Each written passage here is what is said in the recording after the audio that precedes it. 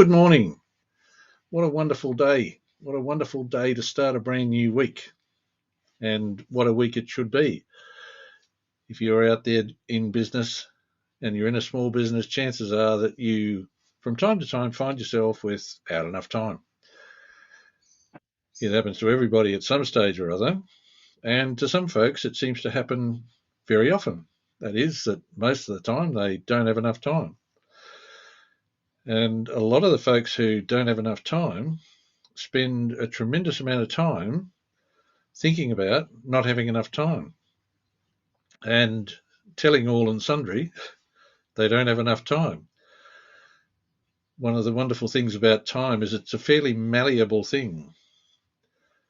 And without going into Einstein's theory of relativity, because that might lose a lot of us, certainly loses me, but in simple terms, time can be organized to suit us. And therefore, it's really important to figure out what you want to do with your time.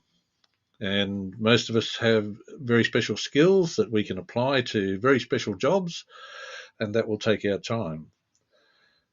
What's important, though, is if you're in business, whether you're the boss or whether you're not, you have to be profitable within that business.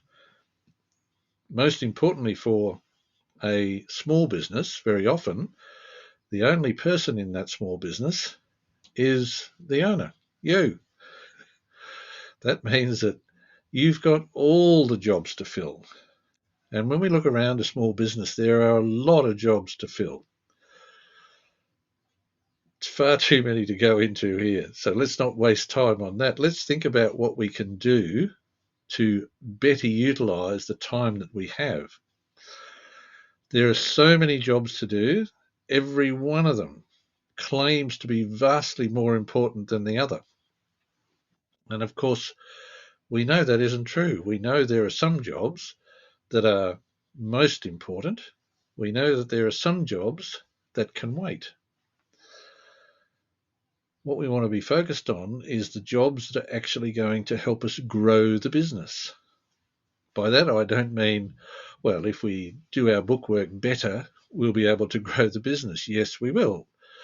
But if we're doing our bookwork when our customers are knocking on the door and we're therefore not able to talk to these potential customers, it's not going to help us. We might have the best books in the world and they might tell us absolutely everything that we want to know about the business.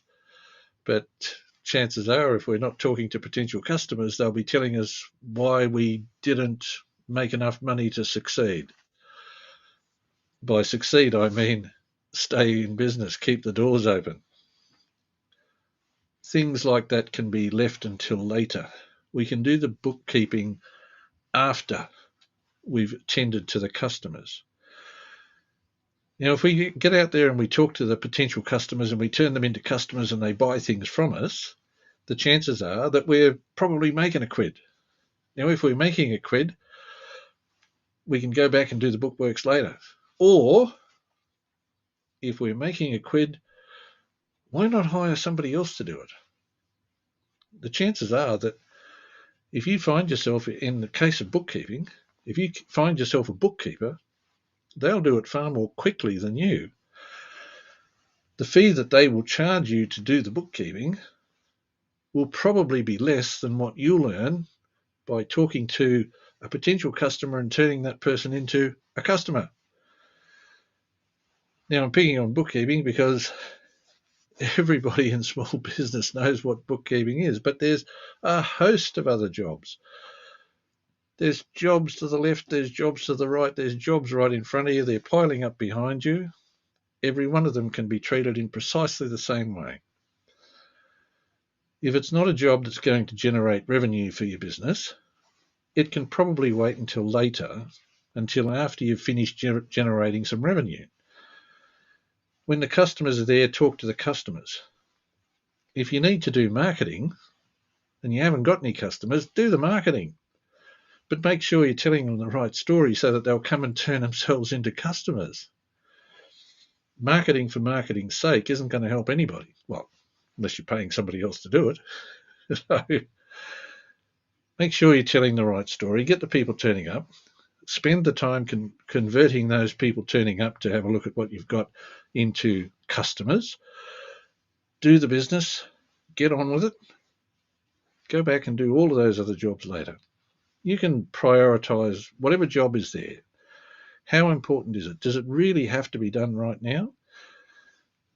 Generally speaking, if there's a customer in front of you and another job needs doing, forget about the job. Deal with the customer. If you do that sort of thing, have that sort of approach, you'll find that your business will grow quite quickly. In growing quite quickly, you've got a few quid that you can spend on somebody else to do the jobs that are tying you down, keeping you from talking to your customers. I know it sounds simple. It is. The good thing about it is if you talk to your customers and potential customers, you're probably going to make a go of the business that you're involved in. Go out and talk to as many customers as you can, or potential customers, and turn them into customers. Make sure those jobs get done. Spend a week doing that. Take some spare time after that and do those other jobs. If you don't have time to do them because you're so busy dealing with customers, pay somebody else to do it. It's more fun dealing with customers. That's why you're in business in the first place, isn't it? Go out and have an absolute